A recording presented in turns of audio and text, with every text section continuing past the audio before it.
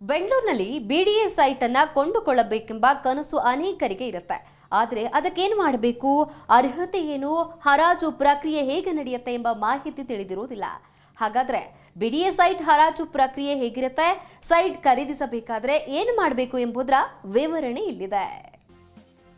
BDA site ಖರೀದಿಸೋದು ಹೇಗೆ, ಅರ್ಜಿ ಸಲ್ಲಿಸೋದು ಹೇಗೆ, ಅರ್ಹತೆ ಏನು ನೋಡಿ. ಬೆಂಗಳೂರಿನಲ್ಲಿ ನಿವೇಶನ ಕೊಂಡುಕೊಳ್ಳೋದು ಮಧ್ಯಮ ವರ್ಗದ ಅನೇಕ ಜನರ ಕನಸು. ಆದರೆ ಇದನ್ನ ನನಸಾಗಿಸುವುದು ಅಷ್ಟು ಸುಲಭವಲ್ಲ.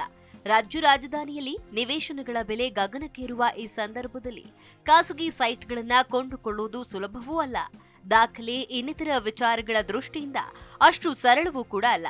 ಹಾಗಾದ್ರೆ ಬೆಂಗಳೂರು ಅಭಿವೃದ್ಧಿ ಪ್ರಾಧಿಕಾರ ಬಿಡಿಎ ಅಭಿವೃದ್ಧಿಪಡಿಸಿರುವ ಸೈಟ್ಗಳನ್ನ ಕೊಂಡುಕೊಳ್ಬೇಕಾದ್ರೆ ಅರ್ಹತೆ ಏನು, ಅರ್ಜಿ ಸಲ್ಲಿಕೆ ಪ್ರಕ್ರಿಯೆ ಹೇಗೆ, ಏನೆಲ್ಲ ದಾಖಲೆಗಳು ಬೇಕು ಎಂಬ ಪ್ರಶ್ನೆ ಉದ್ಭವಿಸುತ್ತೆ.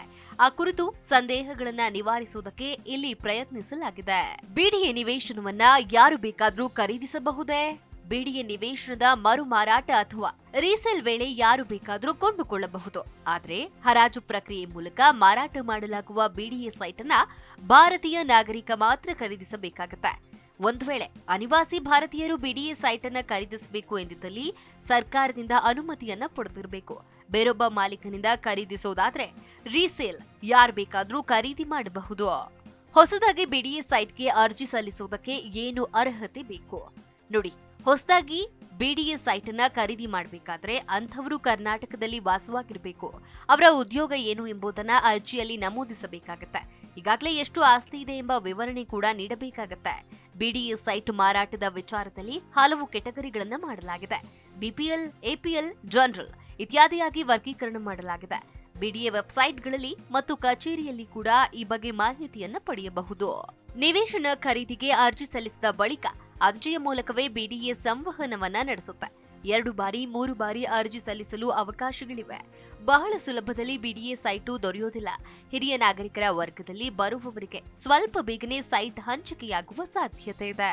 ಈಗಾಗಲೇ ಬೇರೆ ಸೈಟು ನಿವೇಶನ ಅಥವಾ ಮನೆ ಇದ್ರೆ ಅಂಥವರು ಬೇಗನೆ ಸೈಟ್ ಅನ್ನ ಪಡೆಯುವಂತಹ ಸಾಧ್ಯತೆ ತುಂಬಾ ಕಡಿಮೆ.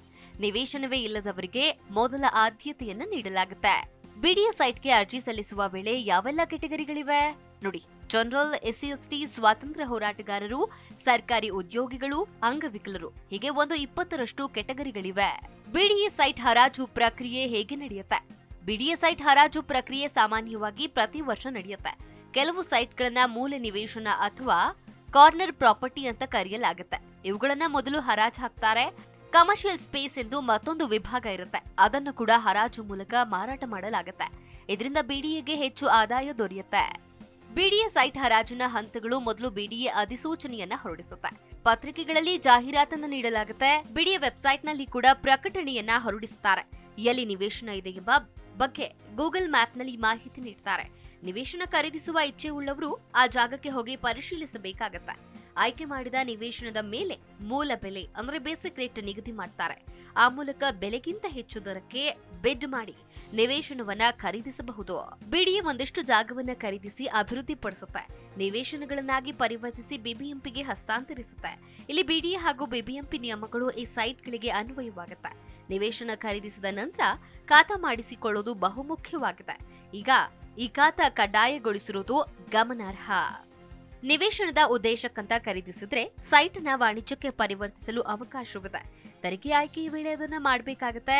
ಬಿಬಿಎಂಪಿಗೆ ತೆರಿಗೆ ಪಾವತಿ ಮಾಡುವ ಸಂದರ್ಭದಲ್ಲಿ ಅದಕ್ಕೆ ಬೇಕಾದಂತಹ ಬದಲಾವಣೆಗಳನ್ನ ಮಾಡಿಸಿಕೊಳ್ಳಬೇಕಾಗತ್ತೆ. Desk bureau, Zee Kannada news.